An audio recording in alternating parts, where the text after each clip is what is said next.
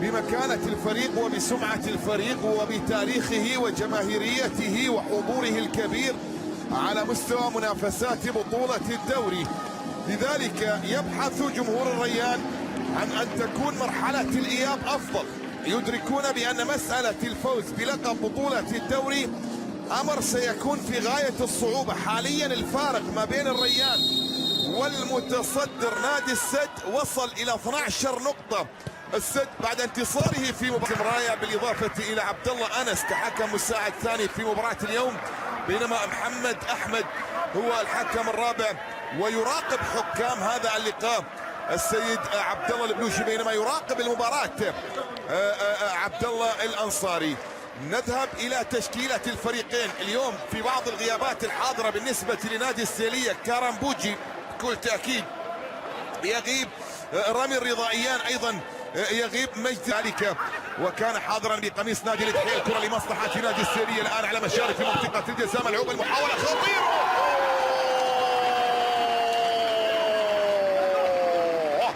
يسجل السيلية ويتقدم بنتيجة المواجهة مبكرا جدا عن طريق البرازيلي تياغو.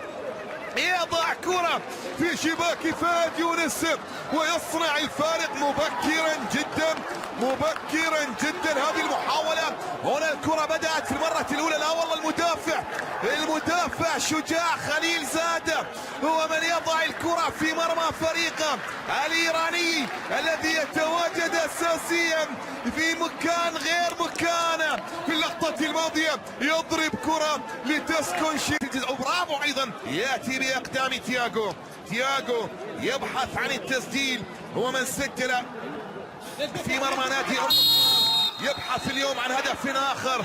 البرازيلي في مواجهة فهد يونس يسجل الثاني. الهدف الثاني يأتي لمصلحة السيلية. الشواهين في أرضية الملعب تتألق في مواجهة الأسود وتزهر، لا تصقر هنا في ملعب جاسم بن حمد ليتقدم. واليوم يسجل هنا من علامة الجزاء في مرمى النادي نادي الريان. غاب عن التسجيل، كانت على حساب دحيح، قبلها الكبيرة. يظهر السيلية بشكل جيد، كرة بمحاولة من أجل تقليص الفارق، تسديدة تأتي مرشولة. بلغوه، خبروه، سولفوا وياه، تكلموا معاه. لما لوران بلان يضرب كيف صار مدافع، لأن لوران بلان مدافع ويلعب في نفس مكان داميترا، فراح يستغرب شلون صار مدافع. كرة بمحاولة مرور الآن فيها تغطية مصافرة موجودة وخطأ يأتي على شجاع خليل زادة الإيراني خارج نطاق التغطية تماما في مباراة اليوم. كما ذكرت يمكن بحكم أنه يلعب في مركز غير مركزه. هنا ميمي مرور بشكل مثالي جدا. السيلية في اللحظات الماضية من أحداثها في المواجهة الآن يبحثون عن هدف ثالث بعد ما سجلوا الأول، بعد ما سجلوا الثاني يبحثون عن الهدف الثالث بكرة تأتي داخل يوهان بولي وبالتالي يأتي التبديل في الدوري. كرة بمحاولة عرضية داخل منطقة الجزاء رأسية الآن، لكن تغطية من العبيدي، إبعاد في التوقيت المناسب، وصلت في الجانب الآخر وتحولت على مكتسبات شوط المباراة الأول بالنسبة لنادي السيلية. فرصة من أجل تسجيل الهدف الثالث وتسديدة تأتي لكن مرت بجوار القائم.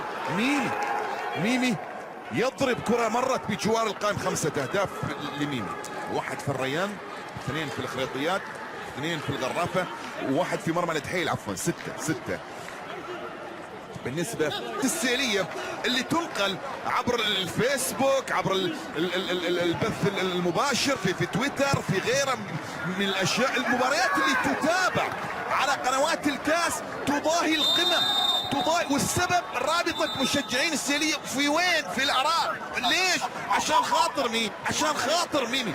جمهور العراق حضورا من خلال منافسات بطولة الدوري.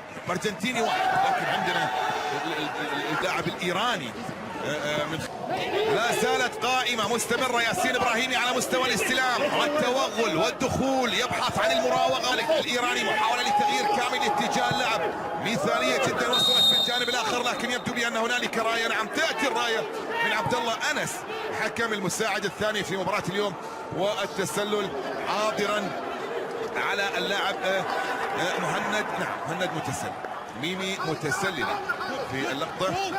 إذا حارس المرمى كلود أمين سنوات مع نادي الاتحيل، حقق من خلال تناغم كرة بأقدامه حاتم ملعوبة. اللقطة الماضية مرت من أمامي على يسار حارس المرمى كلود أمين.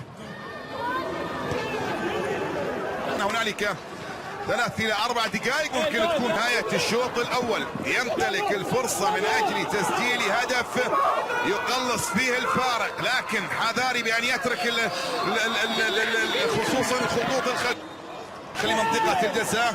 عادت مرتدة الآن، آخر محاولات في شوط المباراة الأول بالنسبة لنادي رامي فايز هو من سدد، ورامي يمتلك تسديدات مميزة جدا. رامي لعب له مصران لقطر، نادي الجيش مع السيلية، حضر بشكل كبير مع النادي العربي في فترة من الفترات أيضا، والرجل الذي يقدم أداء مميزا كلما كان حاضر. يمتلك أيضا وقد يكسب نقاطه الثلاث، يمتلك فرصة للتسجيل الآن بمحاولة عرضية داخل منطقة الجزاء، لكن أبعدت في التوقيت المناسب وتحولت إلى خارج أرضية الملعب. مال الصغار الذين يشاهدونه في كل موسم على منصة التتويج. كرة محاولة تصل إلى مهند علي داخل منطقة الجزاء، فرصة من أجل الهدف الثالث ويسجل تياغو، لكن راية موجودة والتسلل لأن لا وجود لهدف في اللقطة الماضية. الآن ممكن أن يأتي الهدف، دخول إلى داخل منطقة الجزاء، كرة لمحاولة خطيرة جدا، لكن مرت كرة ميمي مرت إلى خارج أرضية الملعب إلى رمي التماس. توغل، انطلاق، محاولة، اختراق، وصول إلى المرمى من نادي اشبيليا لمدة 3 مواسم، بعد 3 مواسم قضاها هنالك مع الفريق الاندلسي. تماس، رمي التماس، هذه الكرة، هنا التوغل، هنا المحاولة، هنا الدخول إلى منطقة الجزاء، هنا الانطلاق، هنا الثالث، وكان يعلم تماما بأن الهدف الثالث بكل تأكيد سيعني بأن فريقه ممكن. محاولة القادمة والكرة بعد ربع ساعة مرت منذ بداية الشوط الثاني بمحاولة تأتي وتسديدة. يا سلام، حلوة الكرة الماضية، والأحلى هو التدخل من كرة لعبها رامين في زاوية وفي اللي هو فهد يونس قدام نفس الرجل رامين رضا إيان، يلعب المحاولة داخل منطقة الجزاء.